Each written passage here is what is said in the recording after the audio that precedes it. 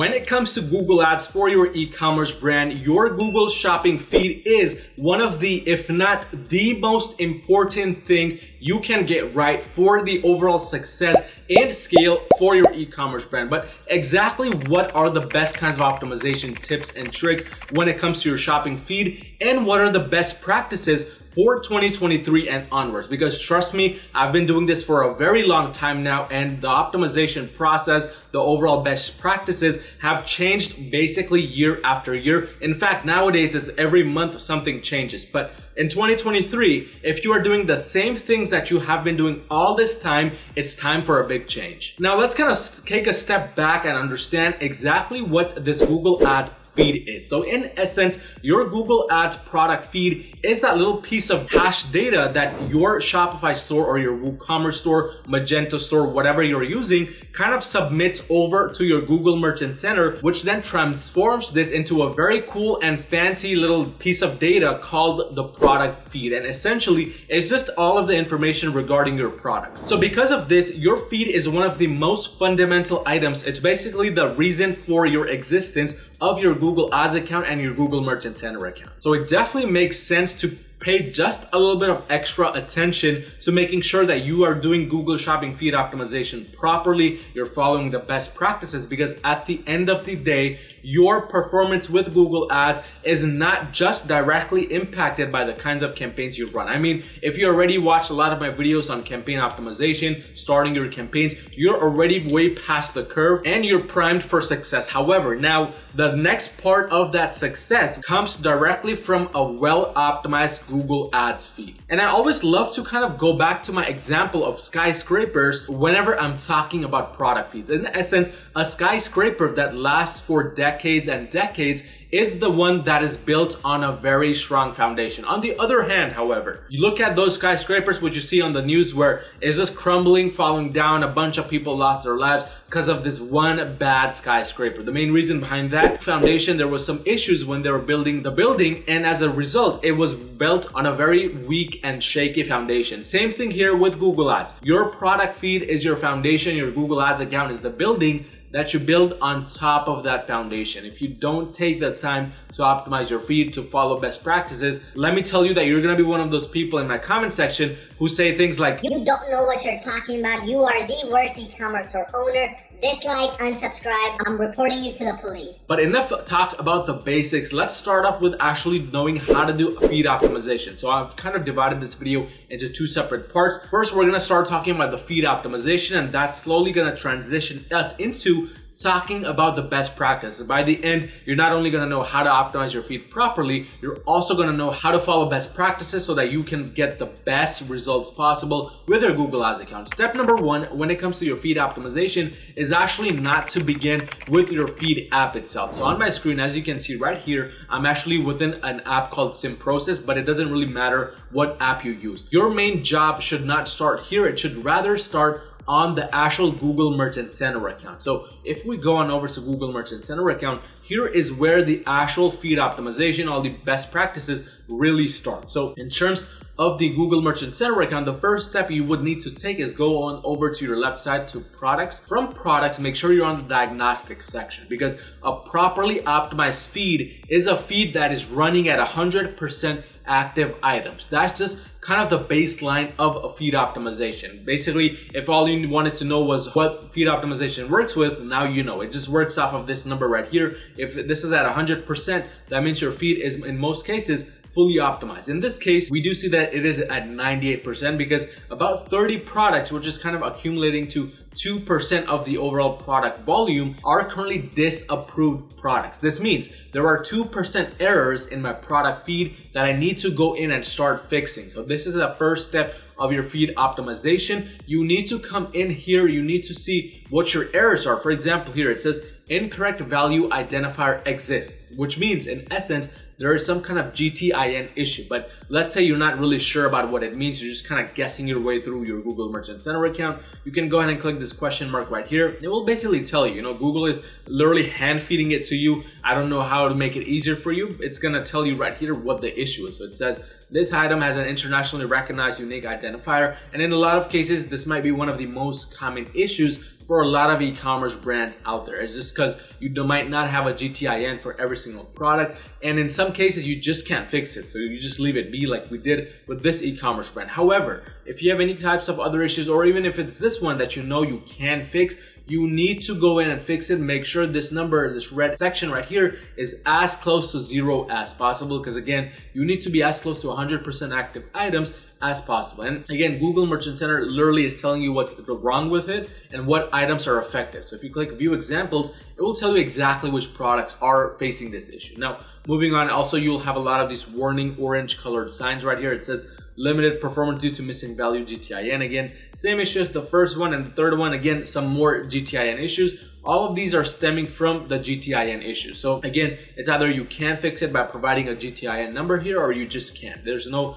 really a way around this. If you know a way, let me know down in the comment section below. But whatever the issue might be, go in and optimize this, because again, this is step 1 of your feed optimization. Once you're done with this brings me to step number 2, which is going to be signing up for all of the necessary programs. So going to the overview section, the first program that you should definitely be signing up for in order to optimize your feed properly, in order to make sure everything I'm going to talk about in this video works, is to take advantage of everything the Merchant Center offers you. So here it says your shopping experience scorecard. You get a very cool, quirky, trusted store badge. I mean, it doesn't get better than that. Google is just giving you this trusted store badge for free. You don't have to pay a single dime. All you gotta do is make sure your return policies and everything are properly set up. I've made a video on this, by the way, on my channel if you're not sure how to do this. But very cool, trusted store badge. And the benefit, you get a ranking boost in shopping tabs. I mean, in addition to feed optimization, this is a second portion of feed optimization, but this one is done for free and you don't need to put in a lot of work besides updating your return policy. So extremely crucial that you do sign up for all of the programs available via the Google Merchant Center. This is just one of them. There's others also, like for example, if you go under marketing, there's the promotions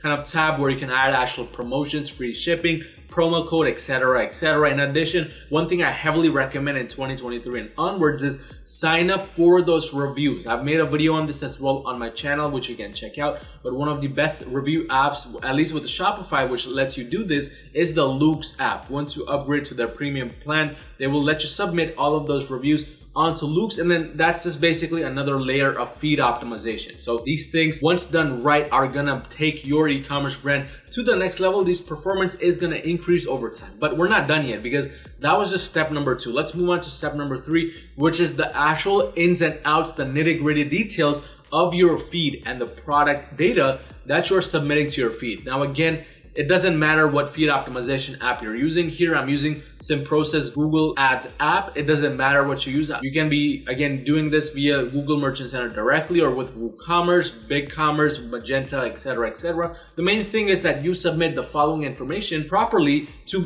fully optimize your feed. So in terms of actually where you should start your optimization process and what's the best way to go about this with your actual product data feed, so the actual product, you need to start with your product titles. That's the number 1 step of a fully optimized feed. Now, there are different ways to go about this. You can optimize your title with SEO techniques directly on your Shopify store. So for example, let me show you one of my most legendary examples of 3D printers, because again, if you're one of my OG followers, you know for whatever reason, which I haven't yet figured out, I'm addicted to 3D printers. I have this kind of love-hate relationship with 3D printers where no video I make just goes by without having a 3D printer example. So another example I always like to use within the 3D printer example is the Toy Box example. So with Toy Box, if we go onto their brand, we can see their product title, it's just Toy Box Deluxe Bundle. But on their actual shopping listing, it's Toy Box 3D Printer Deluxe Bundle 3D Printer Peach plus 7 colors. In essence, it's much different than what we see on the actual product page, and that's because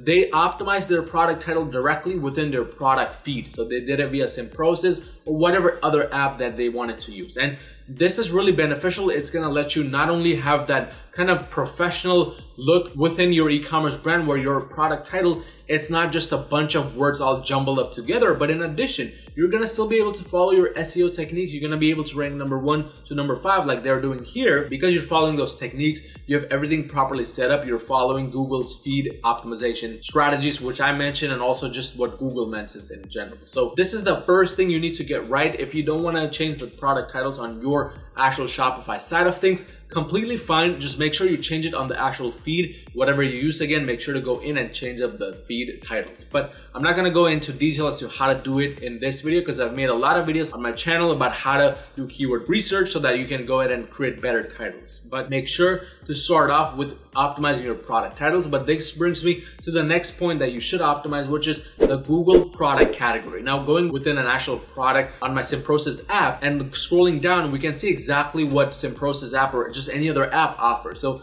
there's a one special category which says Google product category, which basically this gets submitted, whatever you choose here, it gets submitted directly to the merchant center, which then gets submitted to your Google Ads account. Super crucial. It's part of my strategy when it comes to exploding my sales with Google Ads because you are making Google's life easier. Just think about it for a second. Let's say I'm trying to sell diapers here. If I don't tell Google here that I'm trying to sell diapers by just, choosing that specific category, for example, if I just type in diaper, it says baby and toddler diapering, or it says luggage and bags, diaper bags, or the third one, baby and toddlers / diapering / diaper. So this is the most closely resembled one to my category. I'm gonna choose that. But let's say I hadn't choose that. What would need to happen? Google would need to work extra hard. It would need to scroll through your product title. It would need to crawl through your description, try to figure out what the main keywords are, and then come to the conclusion that you're selling diapers. But here's the kind of big issue with this. Even if it were to come to the conclusion of diapers, we already saw that there's different kind of sections when it comes to diapers. There's this diaper section, there's the dog supplies, dog diaper section, and there were also other sections available like diapering, diaper bags, baby wipes, diaper kits, etc., etc. So just one wrong move with the keyword, maybe you accidentally included diaper kit in the description or in the title, or you included diaper bag, and your entire product is gonna now be de-optimized. It's gonna get messed up because you did not optimize your feed properly. You did not choose the category to make Google's life easier. So kind of skip the process, make it very easy. Just come in here, choose that main product category for Google, at least for the main winning product. Or if you just want to do it for all your products, you can also do that within the settings right here. So if you go to settings, you go to Google Shopping settings, within here, it should kind of tell you what kind of settings you can change. So here specifically, you get to change all of these things, but actually if you go to sync settings from Shopify, that's where you get to choose the default product category. So here I've chosen home and garden, but again, if you only sell diapers, be sure to choose it here so you don't have to manually do it one by one. But that's kind of the next optimization of your feed you should be doing in 2023 if you haven't already. Start off with that. Optimize your Google product category. But we're not done yet there. We need to move on to the next one, and the next section is called the detailed product characteristics and also the product identifiers management. So here, with all of these actually, not just this one, but also custom attributes, fill out whatever information you have. So for example, if you know that all your diapers are the color white, just write that down, write it down once within the sync settings from Shopify. I just showed you 2 seconds ago, and that should do the trick. Material, if you know what it's made of, write it, because the more information you provide, the better your ads are gonna perform, the better your feed will be optimized. But in addition, something that you should definitely include if you don't do the custom attributes is the product identifiers management section. So here, very important if you don't wanna get those GTIN issues like I was showing you, choose the third option, submit as a custom product, and you can do this automatically within the sync settings. Again, just do it for all the products all at once. Very crucial to ensure you don't get those GTIN issues and you actually kind of find a way to maneuver through those GTIN issues. But in addition, once you do that, detailed product characteristics, whatever information you have, for example, if everything you sell is new, just choose it here. It just makes Google's life easier. It's one thing less Google now has to figure out. Gender, again, if it's for babies, then you would want to choose that.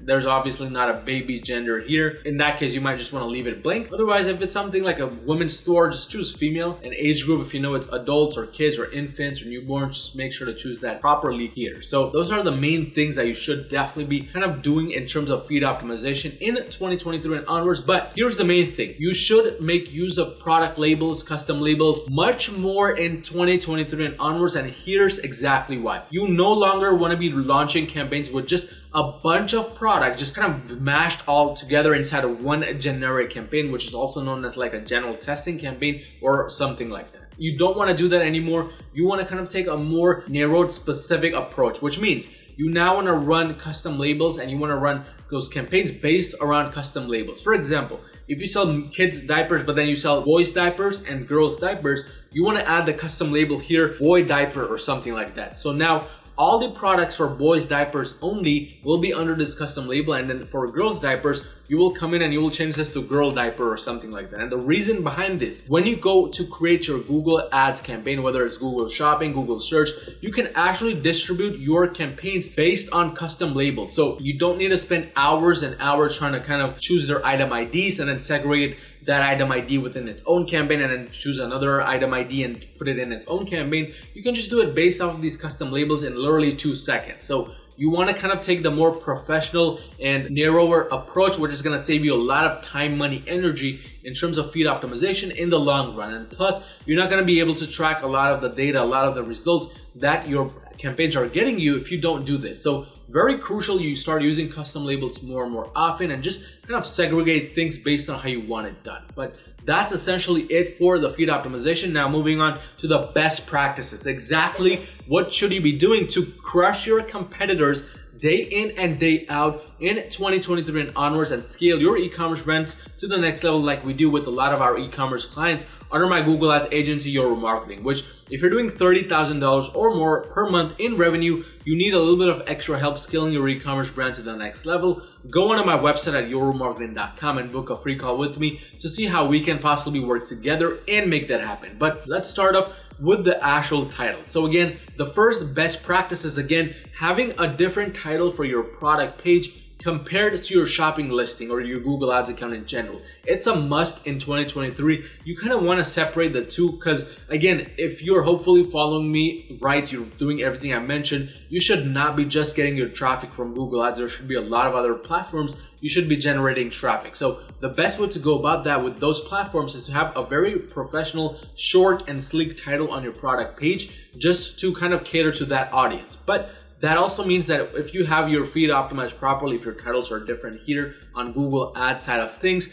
you're not gonna have any issues in terms of SEO. You're not gonna kind of be ranking at the very end because again, you are following everything properly. You have all of the techniques laid out in terms of SEO because you again made use of your product data, you made use of whatever app you're using, and you changed up the titles only on Google Ads side of things. Very crucial, very important in 2022 and onwards. But in addition, one of the most important things you should start doing is you should start adding your brand name at the very end of your title or at the very beginning. So I normally recommend having it at the very end because the other keywords like 3D printer, those are much more searched than the actual brand. And even in this case, if you were selling 3D printers, I can almost guarantee you people would be searching for the keyword 3D printer much more than for your brand's name. So have the brand name at the very end. That's just my best practice and something I'm implementing for my own brands as well as my clients' e-commerce brands. But in addition to that, let's now talk about the best practice for one of the most important things, also known as the image. What should you be doing when it comes to images? What is the best practice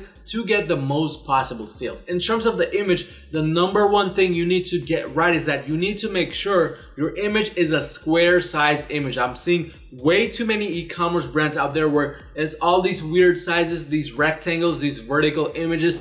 That's not gonna work with Google Ads in 2023 and onwards, period. You gotta make sure your image is a full on square, 500 times 500 pixels, although I prefer 1000 by 1000 pixels. That's just the ideal image size, also what Google recommends and what I have found the most success with. And keep in mind, I've spent 6 figures just testing different things on. But in addition to that, your image should display the entire product. So no more of those images where it's kind of like a portion of the product. So there's actually not really a bad example here that I can show you, but you need to make sure that all of your product is a full frame. It's the main frame of the product itself. So it should not be, for example, something like this where the main frame is like this person right here standing, and it just doesn't make sense to have this person here. So you want to make sure the main frame of your product is actually the product itself, and then all the other additional things, they're kind of secondary, they're very small in the back end. For example, right here where we saw all of the accessories, the main frame is the product itself, but the accessories are on the side, they're smaller. So our main attention first goes to the product and then to the accessories. That's exactly what you want to be doing as well. But in addition to that, make sure it's in the center and not something like where it's on the side. So for example, again, going here, this product is more on the side. If this man was bigger, then it would be all the way on the side. And that's really not the way to go. You want to have the product be right in the middle and all the accessories, all of that junk, all on the side, because again, that's the secondary part of your product ad. In addition, Make sure there's no text on your ad like this one right here, Toy Box. This is probably doing some split testing. Not a good ad at all. I can guarantee you that this ad is getting a lot more of the CTR, a lot more of the clicks, and hence it has a much higher CTR. They're getting more results with this image. This is not good. It doesn't abide by Google's policies as well, so just cut it out. Don't put any type of text on the image itself. But everything else in terms of feed optimization is just related to the actual product pricing, which you want to, again, not be the most expensive, but also not be the most cheapest, be right in the middle, average. And also in terms of the reviews, how big your ad looks, etc., etc. I've made a lot of videos on that, so I'm not gonna cover, but these are kind of the general best practices you need to get right in order to not only have a full-on optimized feed, but also a full-on optimized Google Ads account that gets you sales, that scales with your e-commerce brand, not only through revenue, but also through profits. But again, if you're doing $30,000 or more per month with your e-commerce brand, you need a little bit of extra help scaling your e-commerce brand to the next level. Go onto my website at yourmarketing.com and book a free call with me to see how we can possibly work together and make that happen. But if you found any type of value in this video, destroy that like button, destroy that subscribe button, and watch any of these two videos right here in front of my face that might help you with your Google Ads journey. And I will see you in my next video.